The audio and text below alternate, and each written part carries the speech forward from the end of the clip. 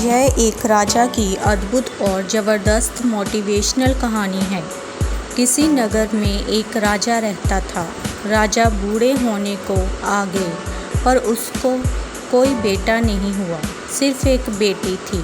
राजा को बहुत चिंता होने लगी कि अब मेरा इतना बड़ा साम्राज्य कैसे संभालेगा, इसकी देखभाल कौन कर पाएगा।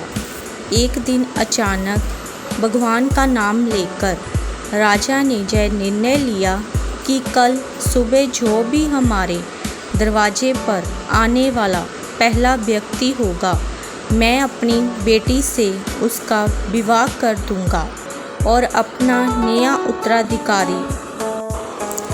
अगले दिन सुबह सुबह एक फटी पुरानी कमीज पहने एक लड़का दरवाजे पर दस्तक देता है। राजा ने प्रभु इच्छा समझकर अपने निर्णय के अनुसार अपनी बेटी की शादी उस लड़के के साथ कर देता है और अपना सारा राजपाट उसे देकर पहाड़ों पर संन्यास को चला जाता है। अब यह नया राजा राजपाट के बारे में जानकारी इकट्ठा करने की कोशिश करता है। राज्य कैसे संभालना है, युद्ध में कैसे जाना है, क्या तैयारी होनी चाहिए ताकि बहुत अच्छा राजा साबित हो। उसने अलग अलग काम अपने अलग अलग मंत्रियों को दे रखा था, जैसे राजकोष वित्त मंत्री को, सेना की भागदौड़ सेनापति को और ऐसे ही अन्य कई मंत्रियों को अपने मंत्रिमंडल में शामिल कर रखा था। नए राजा के संचालन में राज्य बहुत बढ़िया से चल रहा था। सारी प्रजा पुराने राजा की बहुत तारीफ कर रही थी कि क्या राजा चुना है महाराज ने। समस्त प्रजा के हमदर्द बनकर सदैव खड़े रहते हैं।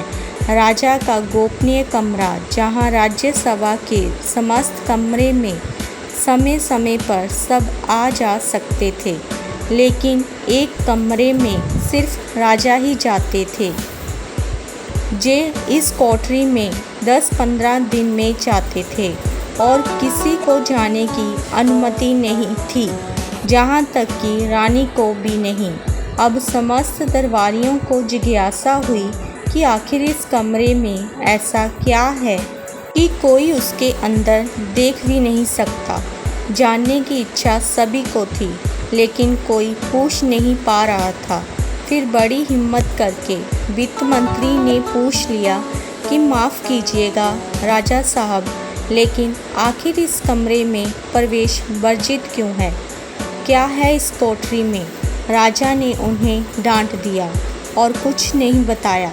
कुछ दिन बाद सबने कहा कि अब सेनापति ही पूछ सकते हैं, इनकी बात राजा को माननी पड़ेगी।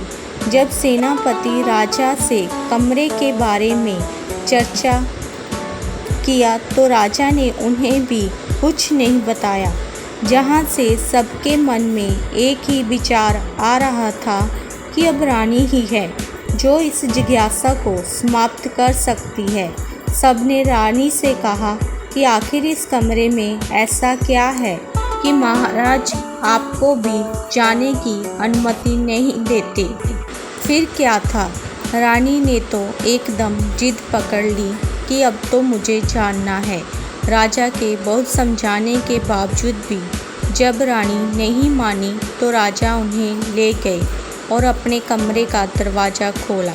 देखा तो उसमें कुछ भी नहीं था, एक फटी कमीज और कुछ फटे कपड़े टंगे थे।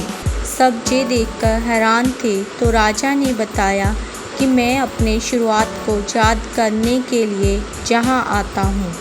मुझे जब कभी भी जय अहंकार हो जाता है कि मैं राजा हूँ, इस दरबार का सम्राट हूँ, मैं ही सबसे बढ़िया हूँ, तो जहाँ आ जाता हूँ, आधे घंटे बैठा रहता हूँ, अपने शुरुआत को याद करता हूँ और अपने आप को बताता हूँ कि मैं यही था, यही मेरी शुरुआत थी। वो तो पुराने महाराज का शुक्र मनाओ कि मुझे राजा बना दिया। थोड़ी देर के बाद जब अहंकार टूट जाता है तो साफ और सच्चे मन से बाहर आ जाता हूँ और अपनी प्रजा की सेवा में लग जाता हूँ।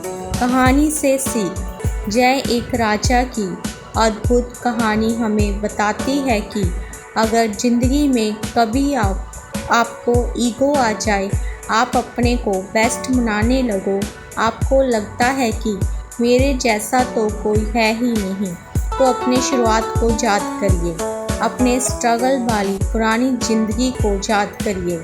आप सरल होने लगेंगे, विनम्र होने लगेंगे, ज़मीन से जुड़ा हुआ महसूस करने लगेंगे। इसलिए कहा जाता है कि पैसा इंसान को ऊपर ले जाता है, इंसान पैसे को कभी ऊपर नहीं ले जा पाता। थैंक्स जी।